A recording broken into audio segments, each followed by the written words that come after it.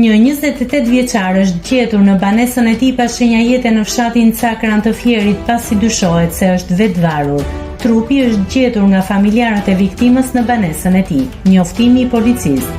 Rreth orës 14 në fshatin Cakran është gjetur nga familjarët pas shenjajete në oborrin e banesës së tij shtetasi NL, 28 vjeç, i cili dyshohet se është vetvarur. Grupi hetimor po punon për sqarimin e plotë të rrethanave të rastit. Nëse klikoni mbi butonin subscribe, do t'ju shfaqen të gjitha publikimet tona. Ju ftoj t'i bëni subscribe kanalit, të pëlqeni videot dhe të lini komentin tuaj.